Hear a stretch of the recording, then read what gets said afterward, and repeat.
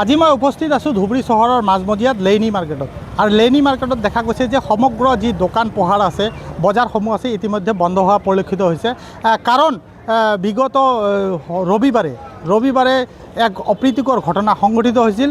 এক মন্দিৰৰ সন্মুখত এটা হনুমান মন্দিৰৰ সন্মুখত গোমাংস পেলোৱাক লৈ এক উত্তেজনাময় পৰিৱেশৰ সৃষ্টি হৈছিল। তাৰ পিছতে এক হুলস্থলীয়া পৰিৱেশৰ মাজতে কিন্তু টায়াৰ জ্বলাইছিল, ৰাস্তা যি পথ আছিল পথ অৱৰোধ কৰিছিল, প্ৰতিবাদ সাব্যস্ত কৰিছিল। তাৰ পিছতে কিন্তু জিলা প্ৰশাসন আৰক্ষী প্ৰশাসন ঘটনাস্থলীত উপস্থিত হৈ কিন্তু পৰিৱেশ নিয়ন্ত্ৰণ কৰিবলৈ সক্ষম হয় যদিও তাৰ পিছদিনা সোমবাৰৰ দিনা কিন্তু পুনৰাই সেই একে ঘটনা অনুৰূপে ঘটনা সংঘটিত হয়। কোনোবাই দুষ্কৃতিকাৰীয়ে সেই হনুমান মন্দিৰৰ কাষতে থকা যি ঘাইপথ আছে এই ঘাইপথত কিন্তু গো মাংসৰ কোনো এটুকুৰা পেলাই থৈ যায়। তাৰপিছত কিন্তু এক হুলস্থলীয়া পৰিৱেশৰ সৃষ্টি হয়। আকৌ সেই একেই ঘটনা অনুৰূপে ঘটনা সংঘটিত হোৱাৰ পিছতে কিন্তু জিলা প্ৰশাসন আৰু আৰক্ষী প্ৰশাসন তৎপৰ হৈ পৰে। তাৰপিছতে জিলা প্ৰশাসন আৰু আৰক্ষী প্ৰশাসনে এক নিৰ্দেশনা জাৰি কৰিবলৈ বাধ্য হয়। 163 ধাৰাৰ যি আইন আছে সেই আইন অনুযায়ী কিন্তু দোকান পোহাৰ বজাৰ যি আছে সমাগম হোৱাৰ লোক যাতে কোনো ধৰণৰ অপ্ৰীতিকৰ ঘটনা সংঘটিত নহয় তাৰ বাবে জিলা প্ৰশাসন কিন্তু 163 ধাৰাৰ অধীনত কিন্তু সেই নিৰ্দেশনা জাৰি কৰে। তাৰপিছতে দেখা গৈছে যে ধুবুৰীৰ যি দোকান পোহাৰ আছে বজাৰসমূহ আছে ইতিমধ্যে বন্ধ হোৱা পৰিলক্ষিত হৈছে। মই সামগ্ৰিক পৰিৱেশ দেখুৱাম। এয়া হৈছে ধুবুৰী লেইনী মাৰ্কেটৰ যি দোকানসমূহ আছে বজাৰসমূহ আছে সেই বজাৰসমূহ দোকানসমূহ কিন্তু ইতিমধ্যে বন্ধ হৈ পৰিছে। কিন্তু কিছু ক্ষেত্ৰত দেখা গৈছে চাইকেল আৰু মটৰ চাইকেল লৈ ই ৰিক্সাবিলাক দুই এটাকৈ চলি আছে। কিন্তু সেনেকুৱা যি ধৰণে ধুবুৰীত যি ভিৰ হয়, যি সমাগম হয়, যি বজাৰ দোকান কৰিবলৈ লোক আহে বজাৰত সেনেকুৱা পৰিৱেশ কিন্তু নাই। লোকৰো সমাগম কমিছে, দুই এটা লোক কিন্তু খোজকাঢ়ি ওলাই আহিছে।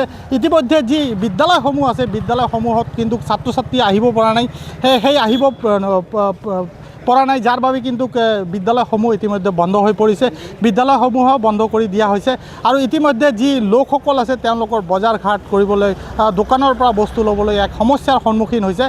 কিন্তু ধুবুৰীত আগন্তুক সময়ত কি ধৰণৰ পৰিৱেশ বিৰাজ কৰে সেয়া কিন্তু লক্ষণীয় বিষয় হৈ পৰিব। কাৰণ এতিয়াও কিন্তু চেপা উত্তেজনা কিন্তু চলি আছে ভিতৰে কিন্তু আৰক্ষী প্ৰশাসন আৰু জিলা প্ৰশাসনে যেনেধৰণে ব্যৱস্থা গ্ৰহণ কৰিব লাগে তেনেধৰণে কৰিছে।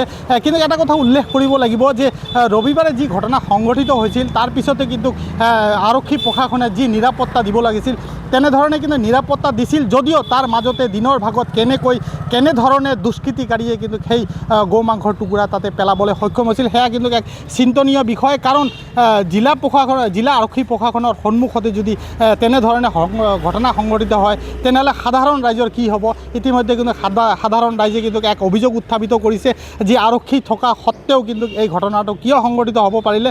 তেওঁলোকে শংকাত ভুগিছে যে আগন্তুক সময়ত যে আগন্তুক পৰিৱেশ কি আহিব সেয়ালৈ কিন্তু চিন্তিত হৈ পৰিছে।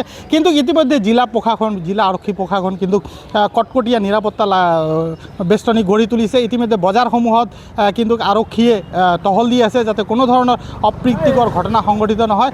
আগন্তুক সময়ত কি ঘটনা সংঘটিত হয় সেয়া কিন্তু লক্ষণীয় বিষয় হৈ পৰিব।